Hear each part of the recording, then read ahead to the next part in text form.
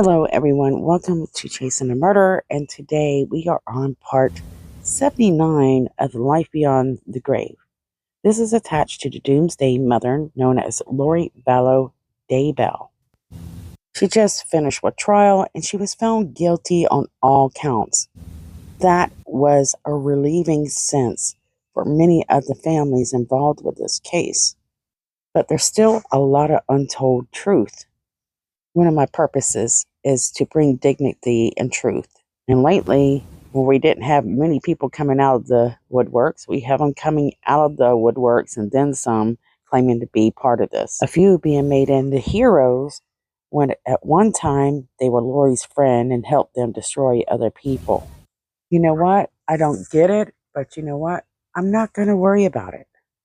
We're going to worry about Tammy, Charles, Tylee, JJ, and Brandon, and whoever else was a victim, including, we're learning just now that the podcaster, Julie Rowe, also a messenger of God, she's now being targeted as one of Lori's enemies. And what did Julie Rowe do to deserve that?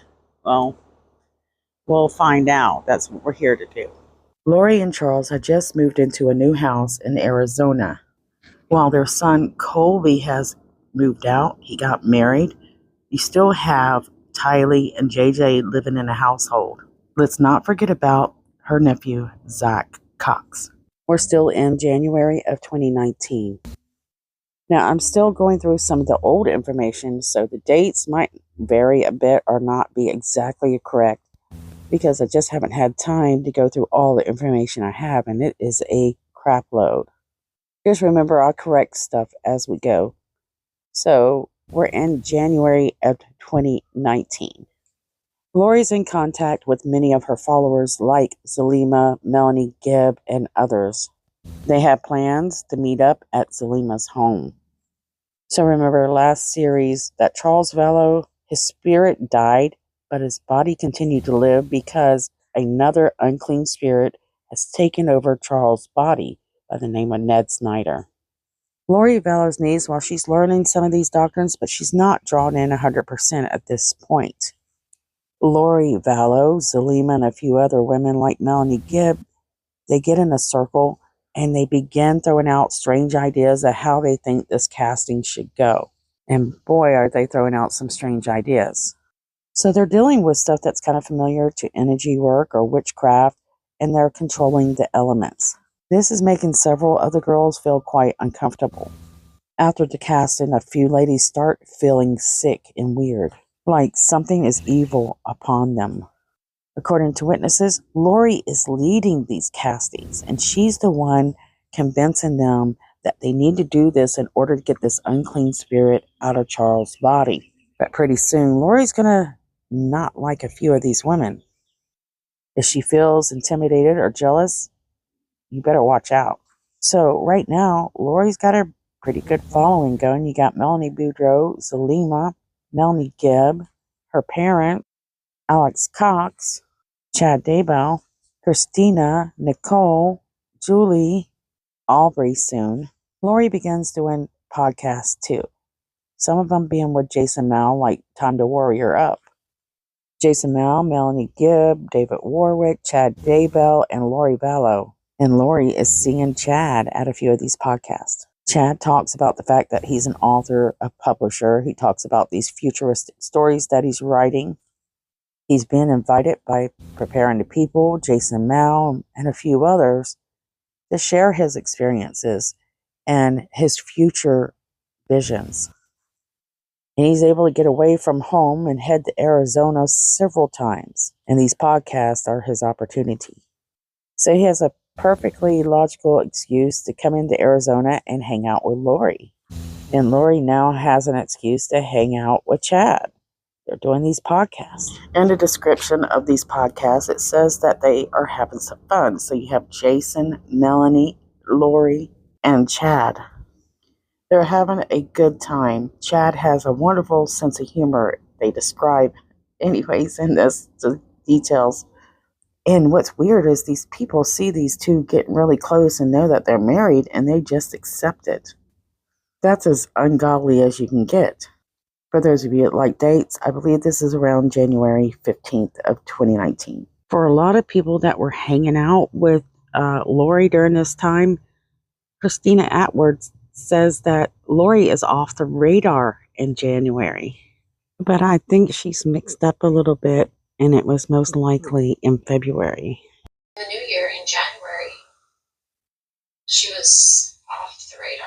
Couldn't get a hold of her. She wasn't responding, and then all of a sudden she reached out. She was in Arizona and wanted to get together.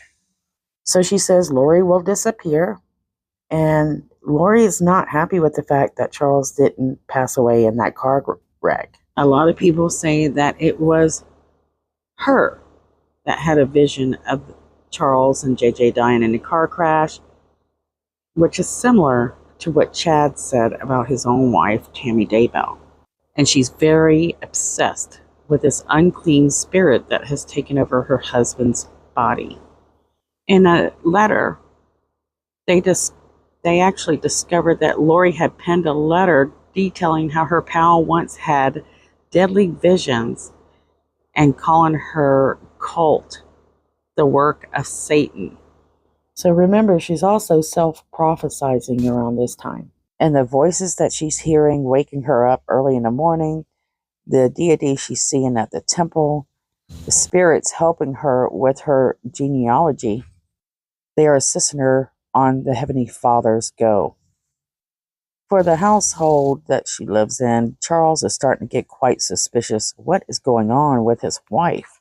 He's going to start digging into the computer, looking at emails, looking for clues as to what's going on. Because pretty soon, Charles is going to discover these emails. He's going to start figuring things out. This is going to cause Lori to be a little bit more careful with how she communicates on the computer. She'll start learning to delete, she'll learn about the send folder, and then she'll start using burner phones. Around this time as well, she starts to tell her family members, her mother, that Charles is cheating on her.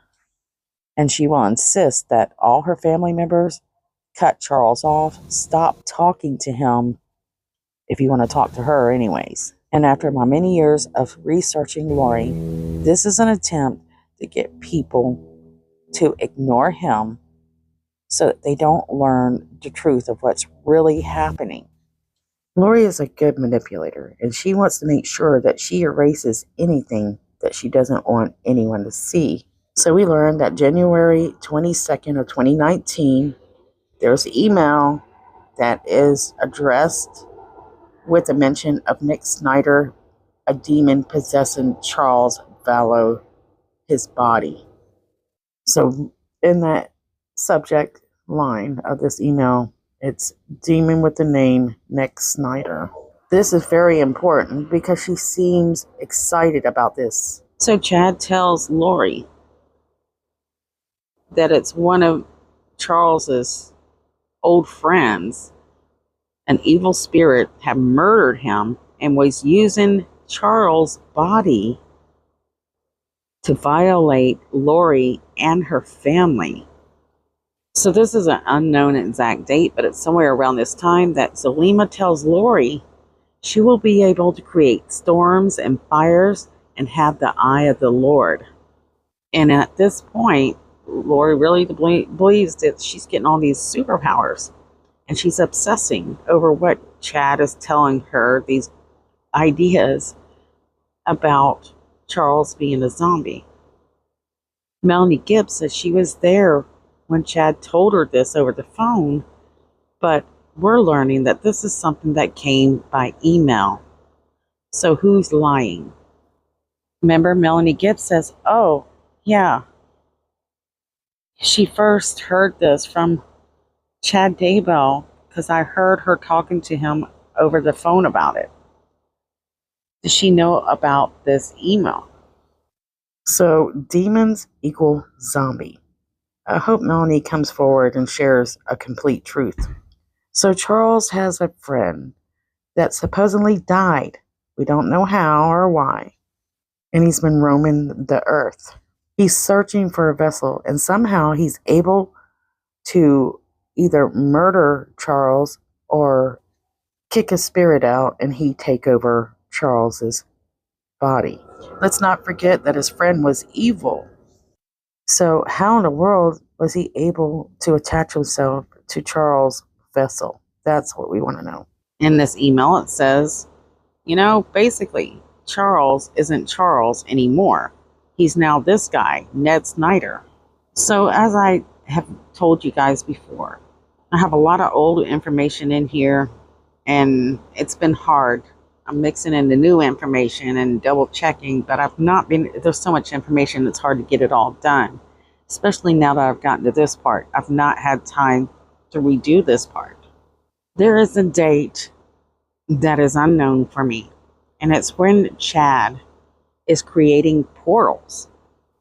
The portals are used as a way to, get revelation, to seek spirits, to travel spiritually, and to connect with his lover, Lori. And some of the things that we have learned, and we'll probably be able to get the court records soon. They'll probably be public after she is sentenced.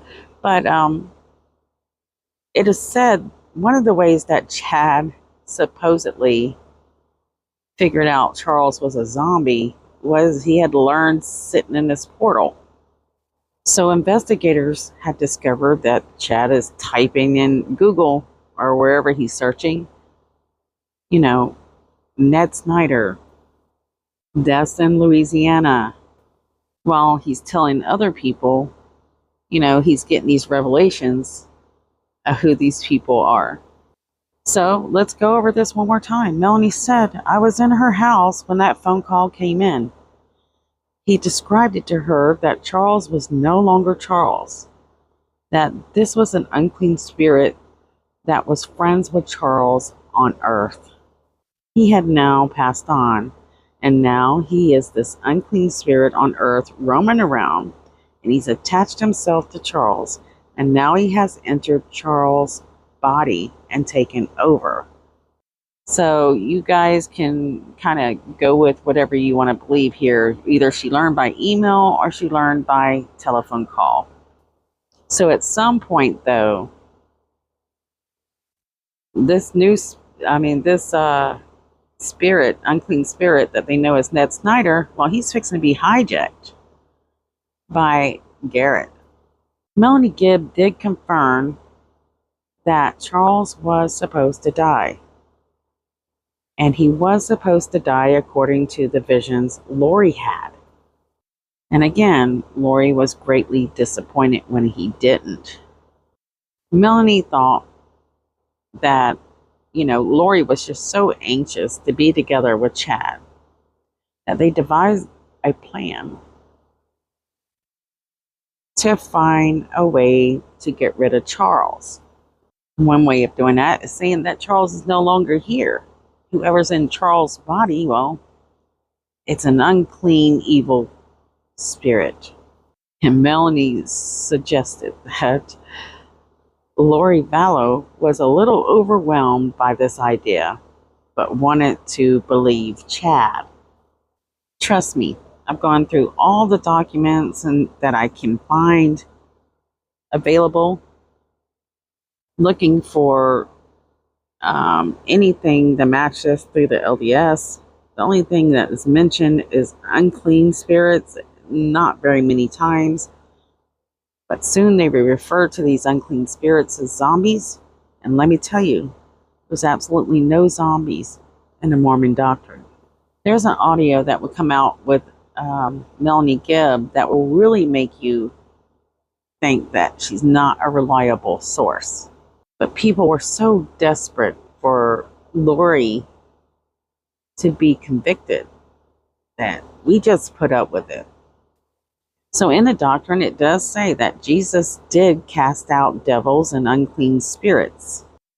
D&C 52:31 through 32. Sorry, guys. Many false spirits have gone forth deceiving the world. DNC 129, Joseph Smith explained 3 keys for determining whether a spirit is of God or of the devil. The most common understanding of the unclean spirit is a lot of times they're just referred to as ghosts, simply disembodied evil spirits. Some are more mischievous than others. They toy with us for their own amusement. They're capable of doing things that we associate with hauntings. I mean, we've all seen those ghost shows where you see the chair move like in Poltergeist. We've seen The Exorcist.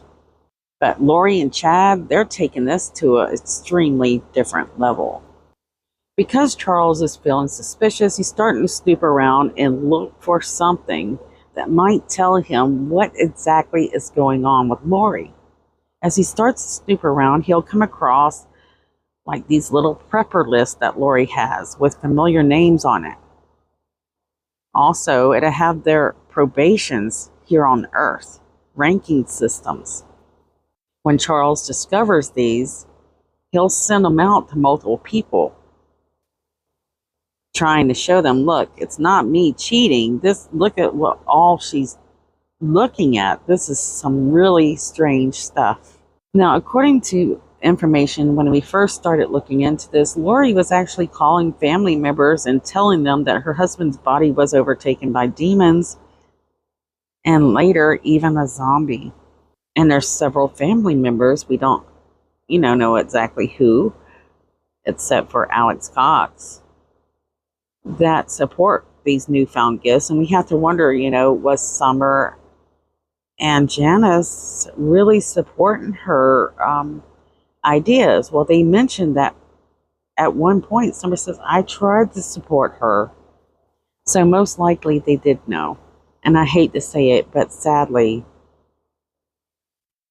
the way that they were trying to be supportive for her was not in a positive way. And no matter what, they will support Lori when Charles knows, hey, something's not right with my wife. I'm not cheating on her. I need you guys to help me. Well, they start ignoring Charles. And so I guess there's a chance that they believed at one point that Lori was a translated being. If they didn't, they pretend that they did. At this point in Lori's life, she's putting her children on the back burner at a point that the children really need her guidance and support. Some people say that Tylee's become lazy and has no interest in school. This is according to her aunt. Friends mentioned that Tylee hadn't been feeling well off and on. She was having stomach issues.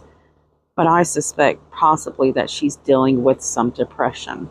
Let's go back to the professional evaluations that she was having during Joe Ryan, that dispute through the divorce between Lori and Joseph Ryan. Medical professionals said that Tylee seemed stressed at a very young age. And they believe that Lori might be manipulating them to fit her agenda. So even though Annie Cushion had testified against her own brother, trying to help Lori out and keeping custody of Tylee, well, they don't find any evidence to support these accusations. There are a few social workers and ad litems who start to figure out or believe that Lori Vallow is manipulating this system, and she could care less about Tylee's well-being. It didn't seem to faze Lori of what she was putting her kids through.